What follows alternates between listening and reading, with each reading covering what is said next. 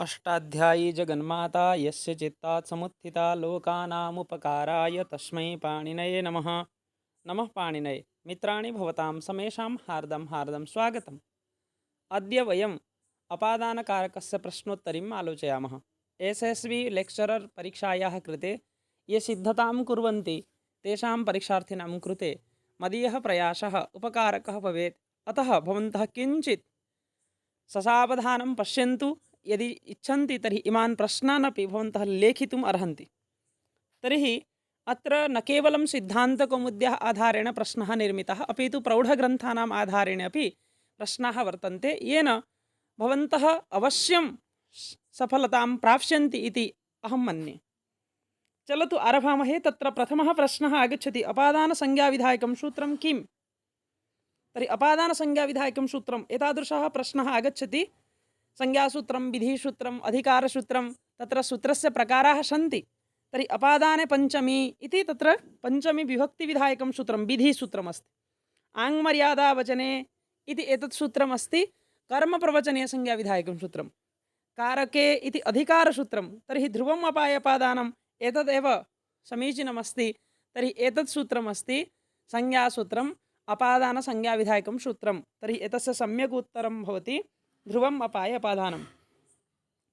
तदनन्तरमस्ति types of अपादानम् is. पश्यतु, एतादृशः यदा प्रश्नः एसएसवी परीक्षायाम् आगच्छति तत्र सामान्यतया ये सिद्धान्तकौमुदीम् अधीतवन्तः ते एतस्य प्रश्नस्य समाधाने कदाचित् कष्टम् अनुभवन्ति। यतोहि सिद्धान्तकौमुद्याम् एतस्य अपादानस्य प्रकाराः नैव आलोचिताः। यदि वयं तत्र वाक्यपदीयं पश्यामः, पुनः तत्र भूषणसारं पश्यामः, तत्र एव एते विषयाः पर्यालोचिताः वर्तन्ते। अतः अपादानस्य प्रकाराः, कतिविधम् अपादानम्, एतादृशाः यदा प्रश्नाः आगच्छन्ति तादृशानां ग्रन्थानाम् अध्ययनम् अत्यावश्यकं भवति। तर्हि एतस्य सम्यक् उत्तरं भवति त्रीणि। तत्र अपादानस्य भेदत्रयम् अस्ति। ग्रामात् आयाति अपादानं कीदृशम् अस्ति? तर्हि ग्रामात् आयाति यदि एतादृशम् उदाहरणं दीयते, यत्र पर्वतात् अवरोहति ग्रामात् आयाति, एतादृशं यदि भवति, वृक्षात् तत्र पर्णं पतति, वृक्षात् पतति इति उच्यते, तर्हि तत्र अपादानमस्ति निर्दिष्टविषयम् अपादानं। तर्हि एतस्य उत्तरं भवति निर्दिष्टविषयम्। अपादानस्य भेदः नास्ति। पश्यतु, पूर्वप्रश्ने वयम् आलोचितवन्तः अपादानस्य भेदत्रयम् अस्ति। तर्हि भेदस्य तत्र नामानि कानि? तत्र किं किम् अपादानमस्ति? तर्हि तत्र निर्दिष्टविषयं, पुनः उपात्तविषयं, पुनः अपेक्षितक्रियम् इति अत्र एकमेव पदं भवेत्, अपेक्षितक्रियं, स्पेस् न भवति।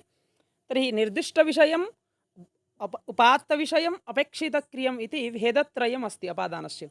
परन्तु बुद्धिपरिकल्पितं भेदः नास्ति अपादानस्य। अतः एतदेव सम्यक् उत्तरं भवति, अपादानस्य भेदः नास्ति इति प्रश्नः। साङ्काश्यकेभ्यः पाटलिपुत्रकाः अभिरूपतराः। हियर् अपादानम् इज्। साङ्काश्यकेभ्यः पाटलिपुत्रकाः अभिरूपतराः, तत्र पाटलिपुत्रकाः आढ्यतराः, एतादृशः यदा प्रश्नः भवति तर्हि अत्र कीदृशम् अपादानम् अस्ति इति पृच्छति। हियर् अपादानम् इज्। तर्हि अत्र अपादानं वर्तते अपेक्षितक्रियम् इति अपादानम् अस्ति। कुतः भवान् नद्याः, एतादृशमपि उदाहरणं यदि दीयते तर्हि तत्रापि वस्तुतः अपेक्षितक्रियं, यत्र क्रियावाचकस्य पदस्य प्रयोगः न भवति तत्र अपेक्षितक्रियम् इति भवति।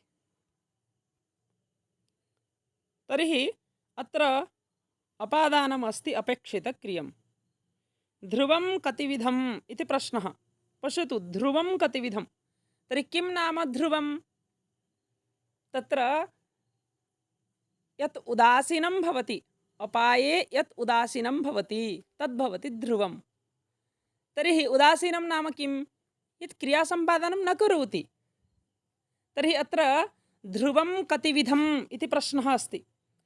तर्हि ध्रुवस्य भेदः कतिविधः चेत् तत्र ध्रुवं द्विधा विभज्यते, द्विप्रकारकः अस्ति। तर्हि ध्रुवं भवति द्विविधं, यथा चलं पुनः अचलं। चलम् इत्यस्य उदाहरणं भवति धावतः अश्वात् पतति, अत्र ध्रुवं भवति चलं। परन्तु अचलम् इत्यस्य उदाहरणं भवति वृक्षात् पर्णं पतति। तर्हि ध्रुवस्य भेदद्वयम् अस्ति। बलाहकात् विद्योतते विद्युत्, अत्र अपादानं कीदृशमस्ति? बलाहकात् विद्योतते विद्युत्। तर्हि अत्र बलाहकात् विद्योतते विद्युत् यदा उच्यते, वस्तुतः अत्र निःसरणक्रियायाः अपि ग्रहणं क्रियते, अङ्गित्वेन व्यवह्रियते। तर्हि एतादृशं यदा उदाहरणं भवति, कुशलात् पचति, बलाहकात् विद्योतते, तादृशम् उदाहरणं यदि भवति तर्हि तत्र अपादानं भवति, उपात्तविषयम् अपादानम्। धर्मात् प्रमाद्यति, तत्रापि भवति उपात्तविषयम्। ध्रुवं वर्तते, ध्रुवं किं? चलम् अचलं, चलमचलं च न किमपि। पश्यतु, चलमपि अचलमपि द्विधा उक्तम् अस्ति, तर्हि ध्रुवं चलम् अचलं वर्तते, तृतीयं सम्यगेव भवति। अपायः वर्तते, अपायः कति विधः? पश्यतु, अपायः अपि द्विधा विभज्यते। तत्र यदि वयं मञ्जुषां पश्यामः, परमलघुमञ्जुषा, तत्रैव उच्यते अपायः द्विधा विभज्यते। तत्र अपायः भवति वास्तविकः, पुनः बुद्धिपरिकल्पितः। तर्हि अपायस्य भेदद्वयम् अस्ति। तर्हि उभयम् इति साधु भवति। अपादानसंज्ञाविधायकं सूत्रं नास्ति इति पृच्छति। केन सूत्रेण अपादानसंज्ञा न विधीयते? तर्हि एतस्य सम्यक् उत्तरं भविष्यति अपादाने पञ्चमी। यतोहि अपादाने पञ्चमी विधिसूत्रम् अस्ति, न तु संज्ञासूत्रं। पञ्चमी विभक्तिविधानं करोति। अपायः नाम किं? किं नाम अपायः? अपायः इत्यस्य को अर्थः? विरामः, विश्लेषः, भङ्गः, जलं। तर्हि अपायः इत्यस्य उत्तरं भवति अपायः नाम विश्लेषः। सूतः धावतः अश्वात् पतति, अत्र ध्रुवं वर्तते। सूतः धावतः अश्वात् पतति, तर्हि अत्र ध्रुवं किम् अस्ति? अवधिभूतं यद् भवति तदेव ध्रुवं। पुनः अत्र चलं ध्रुवम् अस्ति, तर्हि अत्र अश्वः भवति ध्रुवः। तर्हि अत्र ध्रुवं, ध्रुवत्वम् अश्वे एव अस्ति, तर्हि अत्र अश्वः इति सम्यक् उत्तरं भवति। अपायः वर्तते द्विविधः, त्रिविधः, चतुर्विधः, पञ्चविधः। हाउ मेनी टाइप्स ऑफ अपाय इति प्रश्नः आगच्छति। टाइप्स ऑफ अपाय, तर्हि अपायः द्विविधः वर्तते, वास्तविकः पुनः बुद्धिपरिकल्पितः। तर्हि एतस्य उत्तरं भवति द्विविधः। जुगुप्सा विराम प्रमादार्थानाम् उपसंख्यानम्। जुगुप्सा विराम प्रमादार्थानाम् उपसंख्यानम् इति योगे का विभक्तिः स्यात्? तर्हि सरलः एव प्रश्नः अस्ति। जुगुप्सा विराम प्रमादार्थानां योगे पञ्चमी विभक्तिः स्यात्। भित्रार्थानां भयहेतुः किं स्यात्? भित्रार्थानां भयहेतुः किं स्यात् इति। करणं, सम्प्रदानम्, अपादानम्, अधिकरणं। तर्हि भित्रार्थानां भयहेतुः, भयस्य हेतुः यत् कारणं भवति तद् अपादानं भवति। तर्हि एतस्य उत्तरं भवति अपादानम्। देवदत्तः चोरात् बिभेति, अत्र भयहेतुः कः? भयस्य हेतुः कः अस्ति? देवदत्तः भवति कर्ता, बिभेति क्रिया, तर्हि चोरः भवति भयस्य हेतुः। तत्र भित्रार्थानां भयहेतुः इति सूत्रेण अपादानसंज्ञा, तदनन्तरम् अपादाने पञ्चमी इत्यनेन पञ्चमी विभक्ति भवति। तर्हि चोरः भवति भयहेतुः। यवेभ्यः गां वारयति, यव इत्यत्र अपादानसंज्ञां विदधाति।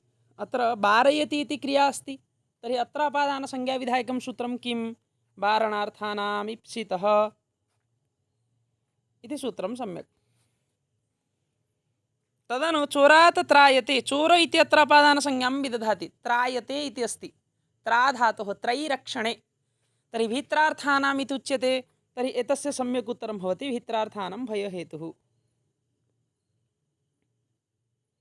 चोर इत्यत्र अपादानसंज्ञा विदधाति, भित्रार्थानां भयहेतुः। उपाध्यायात् अधीते, उपाध्याय इत्यत्र अपादानसंज्ञां विदधाति। पश्यतु, उपाध्यायात् अधीते, उदाहरणं दृष्ट्वा सूत्रस्य ज्ञानम् अवश्यं भवेत्। तर्हि अधीते कस्मात् न? उपाध्यायात्। तर्हि उपाध्यायः अत्र भवति आख्याता, वक्ता, पुनः नियमपूर्वकः विद्यास्वीकारः अस्ति, अतः उपयोगः अपि अस्ति। आख्यातोपयोगे इति सूत्रेण अत्र अपादानसंज्ञा विहिता। मातुर्निलीयते कृष्णः, मातृशब्दस्य अपादानसंज्ञा विदधाति। तर्हि मातुः निलीयते इति अस्ति, अत्र अन्तर्धौ येनादर्शनमिच्छति इति सूत्रेण अत्र अपादानसंज्ञा विहिता। अध्ययनात् पराजयते, तत्र पराजयते इति अस्ति, इति अत्र अपादानसंज्ञां विदधाति। तर्हि पराजयते परा उपसर्गपूर्वकं जी धातोः आत्मनेपदी भवति विपराभ्यां जेः, परन्तु तत्र अपादानसंज्ञाविधायकं सूत्रं भवति पराजेरषोढः। तर्हि अषोढः नाम असह्य अर्थः कः? अत्र अध्ययनं। तर्हि अत्र अपादानसंज्ञा विहिता। तदनु पञ्चमी विभक्ति अपि भवति। तर्हि अध्ययनात् पराजयति इत्यत्र पराजेरषोढः सूत्रेण अपादानसंज्ञा विहिता। केषां प्रयोगे इप्सितः अपादानसंज्ञः भवति? इप्सितः अपादानसंज्ञः कदा भवति? केषां प्रयोगे? तत्र वारणार्थानां प्रयोगे। पश्यतु, भित्रार्थानां योगे भयहेतुः, पराजयः प्रयोगे अषोढः, भुवः इत्यस्य प्रभवः, परन्तु वारणार्थानाम् इप्सितः अर्थः अपादानसंज्ञः भवति। चतुर्थी विभक्तौ अपि इप्सितः आसीत्, स्पृहेरीप्सितः, तत्र चतुर्थी नाम तत्र स्पृह धातोः प्रयोगे इप्सितः इत्यस्य तत्र सम्प्रदानसंज्ञा भवति, परन्तु अत्र वारणार्थानां प्रयोगे इप्सितः यः भवति तस्य अपादानसंज्ञा विहिता। आख्याता अपादानसंज्ञः भवति कदा? आख्याता कदा अपादानसंज्ञः भवति? उपयोगे एव भवति। आख्यातोपयोगे। उपयोगः नाम किं? परीक्षायां प्रश्नः आगच्छति। आख्यातोपयोगे इत्यत्र हियर् उपयोगः मीन्स् नियमपूर्वक विद्यास्वीकारः। हिमवतो गंगा प्रभवति, अत्र अपादानसंज्ञाविधायकं सूत्रं वर्तते। पश्यतु, प्रभवति इति अस्ति, तर्हि भू धातोः प्रयोगः अस्ति, तर्हि भू इत्यस्य प्रयोगः भवति, झटिति एव सूत्रम् आगच्छति, भुवः प्रभवः। ब्रह्मणः प्रजाः प्रजायन्ते, अत्र अपादानसंज्ञाविधायकं सूत्रं प्रजायन्ते इति अस्ति, तर्हि जन धातोः प्रयोगः। जायते जायेते जायन्ते प्र उपसर्गः अस्ति, तर्हि यदा एतादृशः शब्दः दृश्यते, यथा जन धातोः प्रयोगः अस्ति, तर्हि जनीकर्तुः प्रकृतिः इत्यनेन सूत्रेण अत्र अपादानसंज्ञा विहिता। कदाचित् एवं प्रश्नः आगच्छति, ब्रह्मणः प्रजाः प्रजायन्ते इत्यत्र पञ्चमी विभक्तिविधायकं सूत्रं किं? तर्हि तत्र उत्तरं भविष्यति अपादाने पञ्चमी, तद् विधिसूत्रमस्ति। प्रसादात् पृक्षते, अत्र पञ्चमी विधानं करोति। प्रसादात् पृक्षते, वृक्षात् पृक्षते, तर्हि तत्र ल्यब्लोपे कर्मण्यधिकरणे च अनेन एव अत्र पञ्चमी विधानं क्रियते, तर्हि एतस्य उत्तरं भवति ल्यब्लोपे कर्मण्यधिकरणे च। एतद्योगे पञ्चमी न स्यात्, केन योगे पञ्चमी न भवति इति प्रश्नः। अन्य आरात् ऋते समया, तर्हि एतस्य सम्यक् उत्तरं भवति समया, यतोहि समय अभितः परितः समया निकषाः प्रतियोगेपि इति सूत्रेण तत्र वार्तिकमस्ति, अनेन एव तत्र द्वितीया विभक्ति विहिता। तर्हि समयायोगे द्वितीया भवति, न तु पञ्चमी। बहिर्योगे स्यात्, बहिः इति पदयोगे का विभक्ति भवति? बहिः पदयोगे अपपरि बहिरञ्चवः, तत्र समासविधायकं सूत्रमपि अस्ति खलु, तर्हि तत्र बहिः योगे पञ्चमी भवति। अपपरिवर्जने कीदृशं सूत्रं वर्तते? अपपरिवर्जने इति कीदृशं सूत्रमस्ति? तर्हि अपपरिवर्जने इति सूत्रमस्ति संज्ञासूत्रम्। अप पुनः परि उभयोः कर्मप्रवचनीयसंज्ञा भवति। कदा भवति? वर्जन अर्थे यदा भवति। तर्हि एतस्य सूत्रस्य प्रकारः संज्ञासूत्रत्वेन परिगण्यते। आसकलात् ब्रह्म इति तद् उदाहरणम् अस्ति मर्यादायाम् अभिविधौ वर्जने लक्षणे।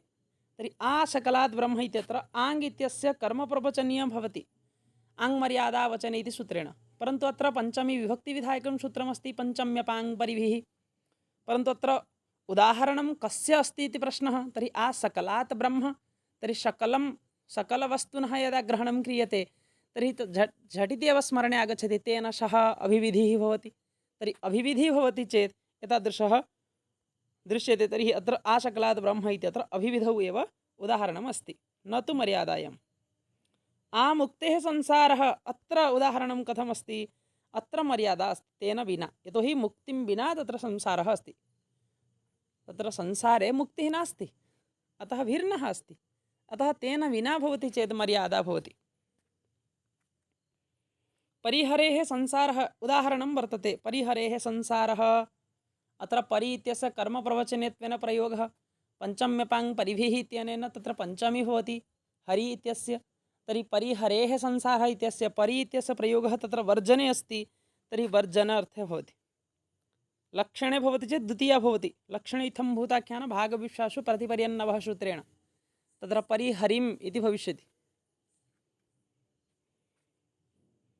प्रतिनिधि प्रतिदानयोः कर्मप्रवचनीयसंज्ञा भवति कस्य कर्मप्रवचनीयं भवति प्रति इत्यस्य प्रयोगः प्रतिः प्रतिनिधि प्रतिदानयोः इति सूत्रेण अकर्तृऋणे स्यात् अकर्तृऋणे का विभक्ति भवति अकर्तृऋणे पञ्चमी भवति शतात् बद्धः इति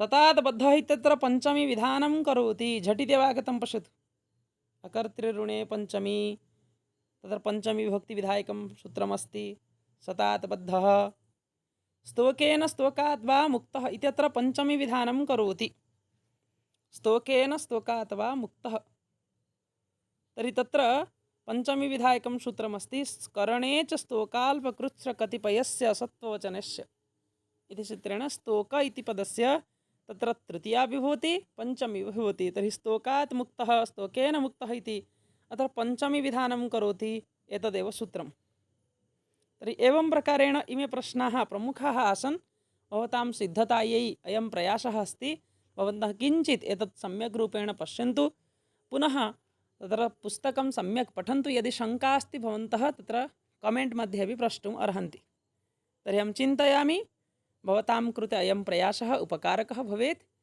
यदि भवन्तः इच्छन्ति अन्येपि परीक्षार्थिनः लाभान्विताः भवेयुः तर्हि अन्यत्रापि एतत् प्रेषयन्तु येन सर्वेषाम् उपकारः भविष्यति अस्तु तर्हि सर्वेभ्यः धन्यवादाः एतावत्पर्यन्तं सधैर्यं दृष्टवन्तः पुनः मिलामः जयतु भारतं जयतु संस्कृतं राम राम